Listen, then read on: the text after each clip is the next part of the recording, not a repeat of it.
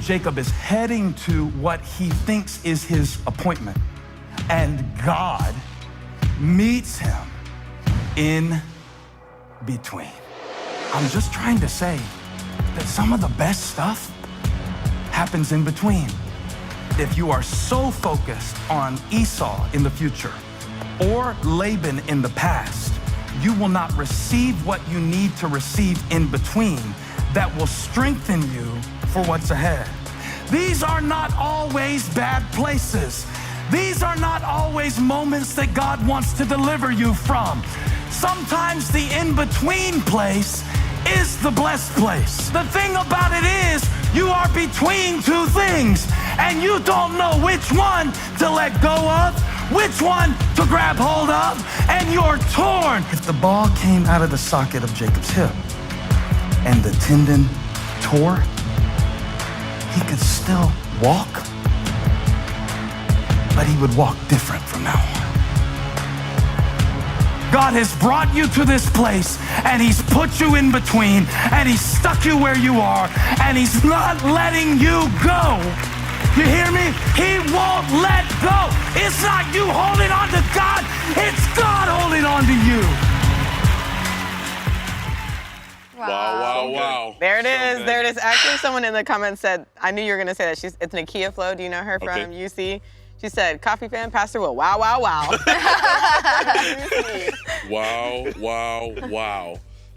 Doris Johnson on the Facebook chat right now. I want to send Doris a mug. Already beginning to put in the chat what some of her takeaways, and I want to encourage all of you to do the exact same thing. Something that God spoke to you, something that God revealed to you during this sermon. I'd love for you to put in the chat. We've got a wonderful team of chat hosts who you can't see off to the side right here that are here literally looking through all of your comments, receiving your prayer requests, and joining in our faith with you, praying with you over anything that you put in that chat. So I want to really encourage you guys, whether you're watching on Facebook or YouTube, to put some comments in the chat and talk through what God is revealing to you during this sermon. This was one of them ones. Wow. This is one of them ones, you know? And as I was listening through this, I really loved this point that Pastor Steven said. He said, sometimes we get so focused on the Esau in our future, the thing that we know we have to deal with in our future, or so focused on the Laban in our past, the things that we might be trying to get away from, that we sometimes miss the blessing in the middle. That there's a wrestling that takes place with God in the middle that we maybe sometimes miss, or we mislabel, or we completely are oblivious to. And I'd love to hear from each of you, really. Has there been a season in your life where you realized, oh man, I missed the in-between, I missed the blessing of the in-between? Man. We're all here processing. I know. Yeah, it is. You guys, I love that we get to meet at 9 a.m., but it's like, man, that's a real question. Sure. I'm torn. I'm torn. Work with Star. Yeah. No, I think honestly, we all can say that we've been there, and Sure. honestly, I would say majority of us probably are there. Yeah. Whenever you just are realistic. Right. You know, I could go professionally, personally, family. Like, I have a 3-year-old, and you know, sometimes I'm like, maybe 3 is not for me. Maybe I'm gonna be like, when they're little and cuddly, it's for me, but when they start talking back and you have to teach them, discipline them, you have to teach them manners, you have to like love them in a different way, and you have to embrace that this little human actually does have his own mind and his own thoughts, and God has created him uniquely, and not just to listen to me. And how do I steward that? You just want a different season to come. But you want that future season. You know, so you can literally make it as simple as that, which I think parenting and, you know, seasons is a real thing. Sure. As well, marriage. You know, I was having conversations about the good seasons and the rougher seasons of marriage. And when you're in between, what do you do in those seasons? And that's why we have e-groups, and that's why we have conversations like this to be able to sift through those things. But I think for me, what really hit was the internal in between for me, that like, what I left with out of this sermon was, I'm just always gonna be in between with something. Yes. It's kind of like the mental model, like you're always gonna lose somewhere. Just don't let it be like the same place every time. You know what I mean? Like that's, if you're looking for, I know this is not a time management session right now, but if you're looking for like, I feel like I'm losing everywhere, well, pick one place to win. Exactly. And then rotate your win. Right? So when you're in that vein, I get that, but I'm always in that place where I'm in between or losing. What do I do? And for me, a lot of it more so has to do with my internal perspective that I'm fighting for. I'm always in between. I'm not good enough, but God's called me here. Or, man, like, I got this opportunity, but I don't know that I've been trained or developed to be here yet. And I feel like in between, mostly with like confidence, I feel like would be the thing. And maybe even like belief, not in God, but more so in myself. So, absolutely. And so what do I do with that in between? And so you look back at how God has been faithful. Right. But then like that's, I think, how I'm brave enough to keep moving forward to what I feel like he has for me. I could go on and on and on, but I know that you guys have No, things that's that great. would be. I wanted to ask Michelle too. I don't know if y'all know this or not. I'm going to tell all Michelle's business right now. She's literally living in an in-between season Yes, she right now. is. She used to be somebody's girlfriend. And now. And then soon she will be that person's wife. But right now. She's that person's fiance. Let's so go. first of all, Yeah. congratulations. Thank on you. getting engaged. We are all personally invested in this, by the way. Yes. Yeah. We're very Congratulations to you. excited. Talk to me about what this season has been like day to day of Yeah. as a fiance, the excitement that comes along with that, but also the preparation. There is a little bit of, and the reason I wanted to ask you this is because like, if you're not looking towards the future, you're really, Right. like, you're not doing We're what not you're doing supposed it to right. Yes. Yeah. So talk to us about that balance of looking towards the future, but also being in the moment right now. I feel, I'm in diapers when it comes to dating, marriage, all of that, because we're just engaged. Sure. Just to clarify, we're not experts. I'm not Michael Todd on relationship goals or anything like that. I just want to set up the expectation, you all. I think what we did very well that is helping us in this season and in between is that since the beginning, since we started dating, we pull from people that we knew that we needed when we didn't necessarily know what we needed from them. We just knew that there was something in those people that we chose So to good. pour into our lives. And Bree, JT, and Justin, and a lot of people in our lives that have invested into our relationship. There were things that I told Bree whenever I told her that we were getting engaged and a lot of stuff. And it's very personal because she has been so close to me in this journey. But we were not even dating when I was officially dating back in January, when I was having a conversation with Bree, and I was already asking her questions about what do I need to, and this is where I'm feeling, and this is what I feel that I need to overcome. This is the conversations that I need, that I feel that I need to have.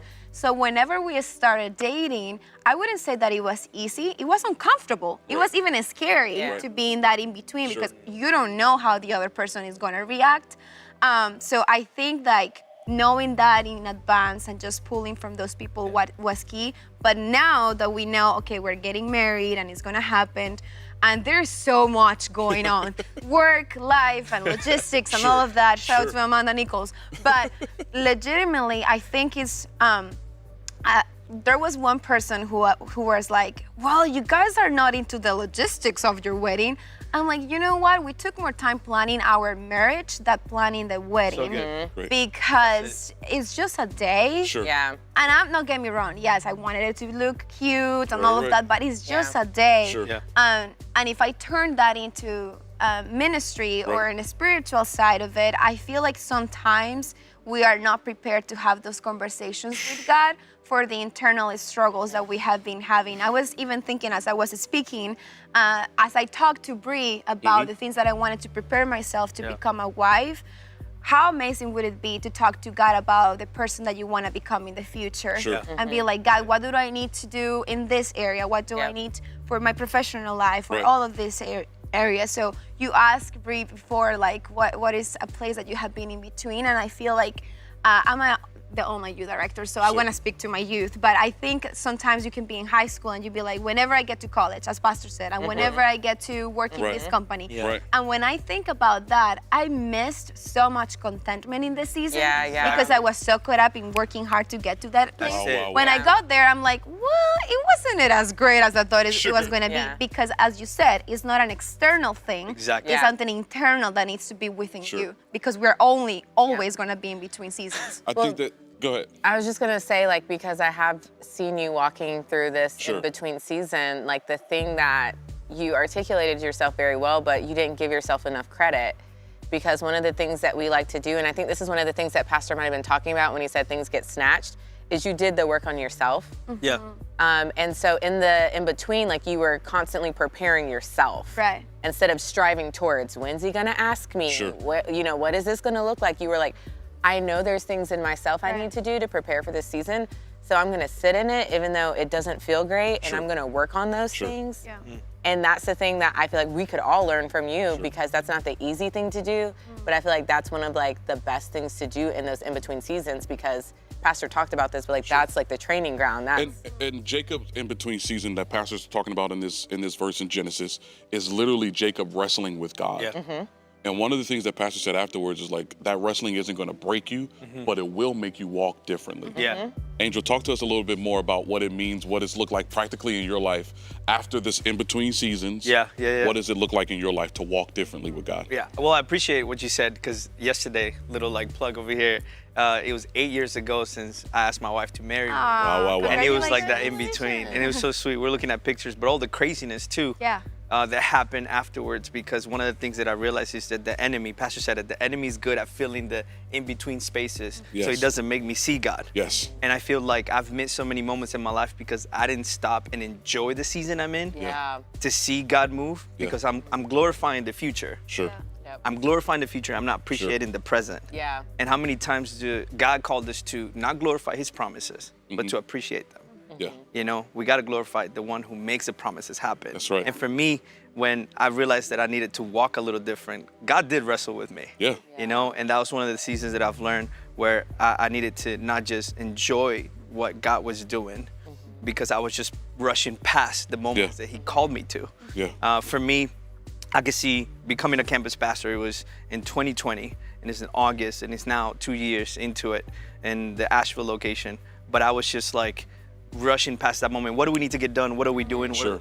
And I didn't stop and just sit down with my wife and even my staff and say, how are we feeling? What are we doing right now? You know, what are you learning from God in this season of transition? Because we always go through transitions. Absolutely. And it's like God just stopped me and just said, hey, I'm gonna put it on hold. So you thought you were gonna have a venue to start on. You're not, you got 4 more weeks.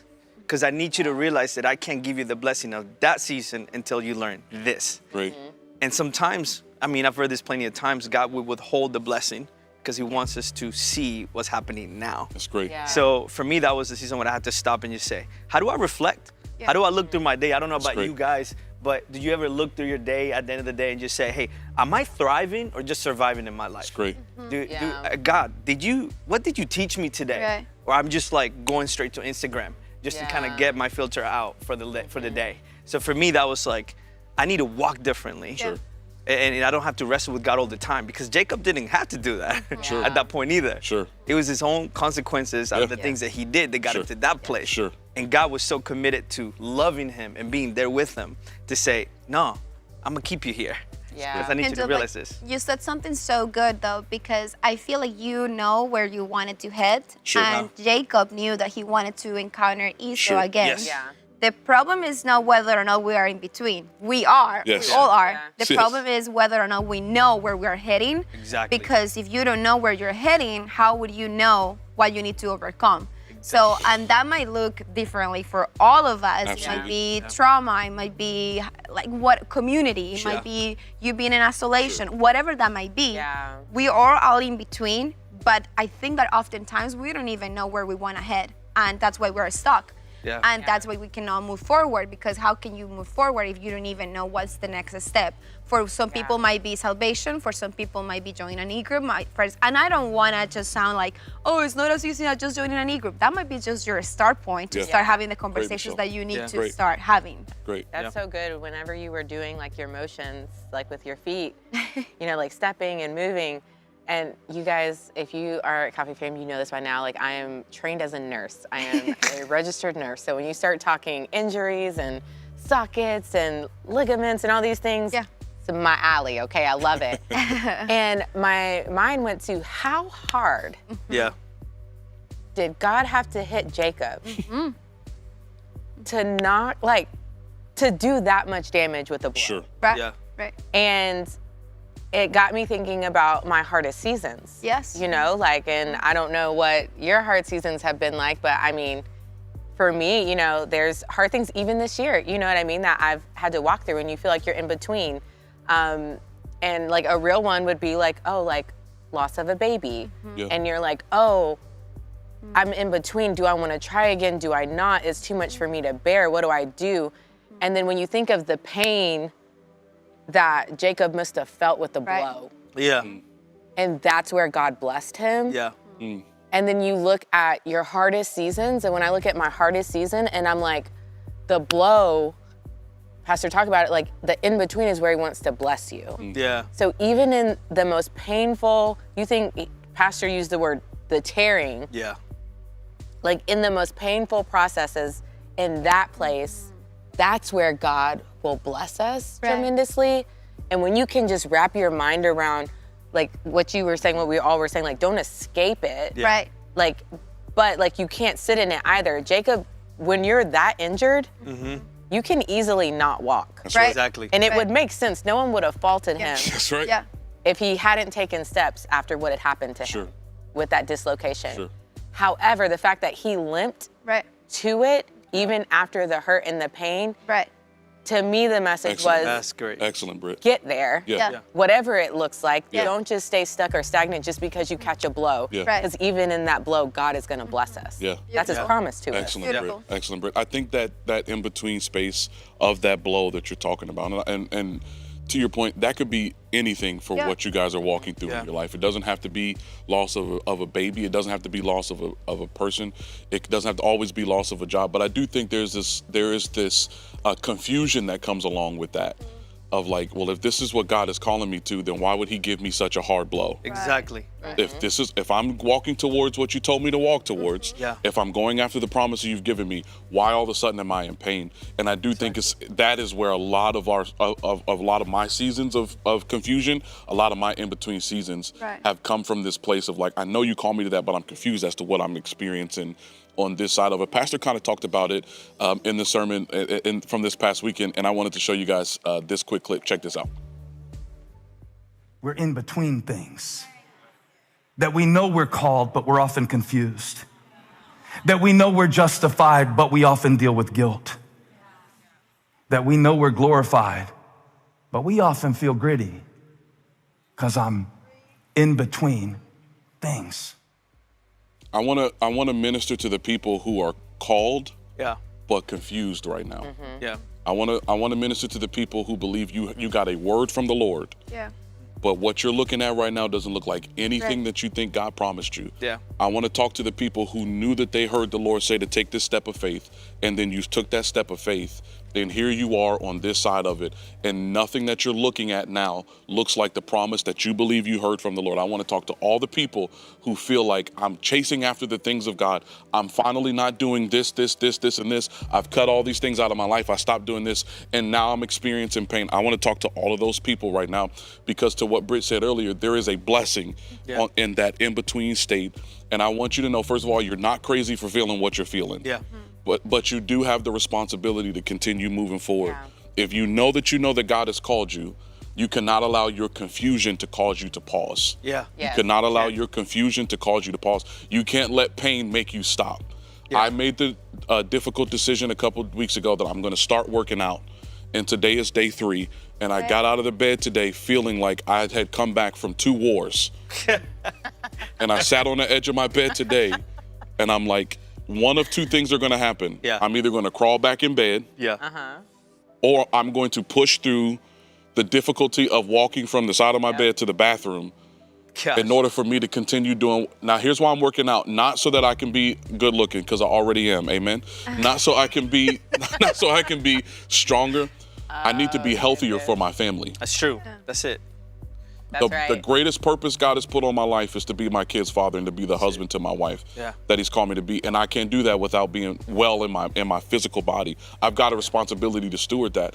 And so the reason that I'm pushing through, regardless of the pain that I feel, listen to me, family, I love y'all, I'm in pain. But the reason I'm pushing through the pain is because purpose if purpose comes from God, it's always bigger than you.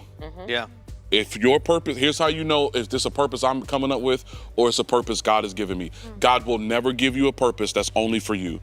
God purpose, divine purpose is for people it's for those of us who are going to take on something God has called us to, and it's much, much bigger than us. Yeah. I want to encourage you, no matter what you're walking through right now, no matter how painful it is, no matter what you may have lost in this last season, no matter how difficult the circumstances might be, no matter what diagnosis you might have received, Amen. keep walking. Yeah.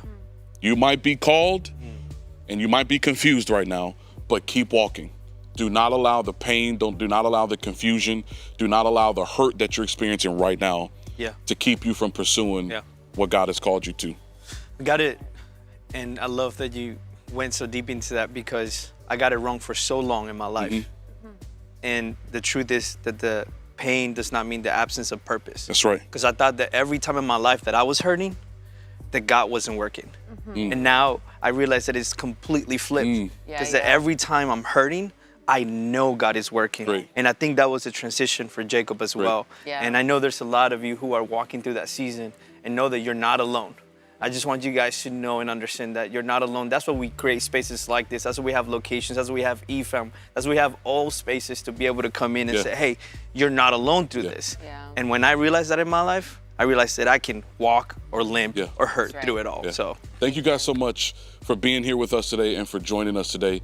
I want to take some time and make sure we have a chance to pray. Pastor Angel, I'm going to ask you to pray here in a moment. I do want to make sure that we address all of our EFAM. I know we have over 100 EFAM who join us from Puerto Rico on a regular basis, and they're going through a natural disaster right now through Hurricane Fiona. And I know a lot of people still don't have power. I know some power was restored in some parts of the island yesterday and all of that. That's a pain point. it is. That's a blow to what Brittany's talked about earlier. This is what wrestling with God feels like. How can I be in pursuit of what God has called me to? And then he allows something like this to happen.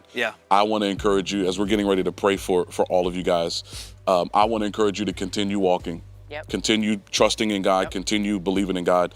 I want you to know that in case you haven't heard this before, maybe you're joining us for the first time, 12% of every dollar that comes into this church, that is given to this church by all the generous people who give towards our ministry here, 12% of all of that always goes right back out into outreach efforts. And we've got outreach partners, specifically Convoy of Hope, that when natural disasters like this take place, our outreach efforts, we're able to partner with them and to be able to bring relief, whether that's flood buckets or hygiene kits or food, whatever people need during these times, we're able to do that. So I want you to know that when you give to this house, you're already giving towards not just the ministry we do here, but the ministry that we do through our partners all over the world. And so thank you for your generosity. I want to encourage you to continue to give, but we're praying for our brothers and our sisters all over the world, but specifically in Puerto Rico.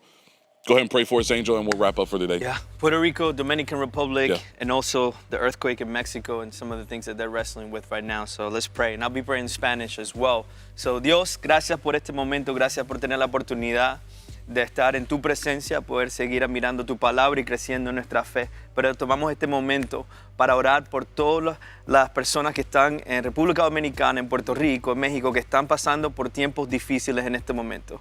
Pero yo creo que en estos momentos que están pasando por esta temporada, que nada más es una temporada, que ellos no están solos, que ellos te tienen a ti, tienen tu presencia, pueden clamar y estamos activos en nuestra fe como iglesia y ministerio, tratando de ayudar en cualquier manera posible. Pero en estos momentos que son difíciles, ayúdanos a entender tu propósito más que nunca. Gracias por todo lo que estás haciendo, aunque no lo entendemos en este momento. Todas las familiares, las madres, los padres, los niños, todos que están sufriendo en este momento, ayúdanos a entender un poquito más de lo que estás haciendo en nuestras vidas para seguir confiando en fe todo lo que lo tienes prometido en nuestra vida. Gracias por quien eres, por todo lo que estás haciendo y por todo lo que vas a hacer. En nombre de Jesús oramos. Amén. Amen. We love you. Thank you so much for joining us. We'll see you guys this weekend. Yes.